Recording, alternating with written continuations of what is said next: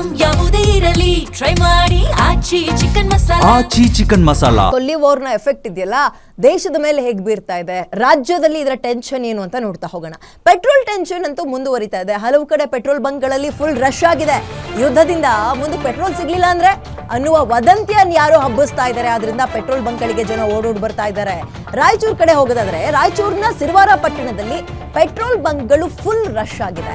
Petrol ಬಂಕ್ಗಳ ಮುಂದೆ ವಾಹನಗಳು ಸಾಲುಗಟ್ಟಿ ನಿಲ್ತಾ ಇವೆ. ಖಾಲಿ ಬಾಟ್ಲು ಕ್ಯಾನ್ಗಳಲ್ಲೆಲ್ಲ ಪೆಟ್ರೋಲ್ ತುಂಬಿಸ್ಕೊಂಡು ಹೋಗ್ತಾ ಇದ್ದಾರಂತೆ ಜನ. ಈ ಗಾಸಿಪ್ ಹಬ್ಬಿಸ್ತಾ ಇರೋ ಪುಣ್ಯಾತ್ಮರು ಯಾರು ಅನ್ನುವಂಥದ್ದೇ ಪ್ರಶ್ನೆ. ಯಾಕಂತ ಹೇಳಿದ್ರೆ ಗಾಸಿಪ್ ನಿಂದ ನಿಜಕ್ಕೂ ದೊಡ್ಡ ಮಟ್ಟದ ಪರಿಣಾಮ ಅಥವಾ ಪ್ರಭಾವ ಬೀರುತ್ತಾ ಅಂದ್ರೆ ಡೆಫಿನೆಟ್ಲಿ ಎಸ್, LPG ಅಲ್ಲೇ ತಗೊಳ್ಬಹುದು. ಕಮರ್ಷಿಯಲ್ ನ ಸ್ಟಾಪ್ ಮಾಡಿದ್ರು ಒಪ್ಕೊಳ್ಳೋಣ. ಆದ್ರೆ ಗೃಹ ಬಳಕೆ ಸಿಲಿಂಡರ್ ಯಾವುದೇ ರೀತಿಯ ಕೊರತೆ ಇರಲಿಲ್ಲ. ಬಟ್ ಸಿಗಲ್ವಂತೆ ಅಂದಿದ್ದು ಗಂಡನ ಹೆಸರಲ್ಲಿ, ಹೆಂಡತಿ ಹೆಸರಲ್ಲಿ, ಮಕ್ಕಳ ಹೆಸರಲ್ಲಿ ಎಲ್ಲರೂ ಮನೆಗೆ ಸಿಲಿಂಡರ್ಗಳನ್ನು ತಗೊಬಂದು ಬುಕ್ ಮಾಡಿ ಮನೆಗೆ ತುಂಬಿಕೊಂಡಿದ್ದಾಯ್ತು. ಪರಿಣಾಮ ಏನಾಯ್ತು?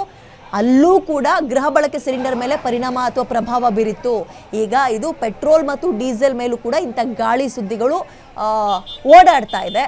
ಇದನ್ನ ಆದಷ್ಟು ಬೇಗ ಇದೆಲ್ಲವೂ ಗಾಳಿ ಸುದ್ದಿ, ಇದು ಜಸ್ಟ್ ಗಾಸಿಪ್, ಇದು ನಂಬಬೇಡಿ ಅಂತ ಜನರಿಗೆ ತಿಳುವಳಿಕೆ ಹೇಳುವ ಕೆಲಸ ಆಗಬೇಕು. ಇಲ್ಲಾಂದ್ರೆ ಗೃಹ ಬಳಕೆ ಸಿಲಿಂಡರ್ ಹೆಂಗಾಯ್ತೋ ಪೆಟ್ರೋಲು ಮತ್ತೆ ಡೀಸೆಲ್ ಕಥೆಯೂ ಹಂಗೆ ಆಗುತ್ತೆ. ನೋಡ್ತಾ ಇರಿ, ನೀವು ಅನ್ಕೋಬಹುದು ಗಾಡಿಗೆ ಎಷ್ಟು ಬೇಕಷ್ಟು ತುಂಬಿಸ್ಕೊಳಕ್ ಸಾಧ್ಯ, ಇನ್ನೇನು ಮಾಡ್ಬೋದು ಹಬ್ಬಬ್ಬ ಅಂದ್ರೆ ಟ್ಯಾಂಕ್ ಈ ಕ್ಯಾನ್ ಗೀನೆಲ್ಲ ತಂದು ಬಿಡ್ತಾರೆ. ಡೀಸೆಲ್ ಕ್ಯಾನ್ಗಳು ಅಂತ ಬರ್ತವೆ 15-20 ಲೀಟ್ರು ಅಥವಾ 40-50 ಲೀಟ್ರದ್ದು ಅಂತ ತುಂಬಿಸ್ಕೊಂಡು ಹೋಗಿ ಒಬ್ಬೊಬ್ಬರೇ ಮನೇಲಿ ಇಟ್ಕೊಂಡ್ರೆ ಕತೆ ಹೆಂಗೆ?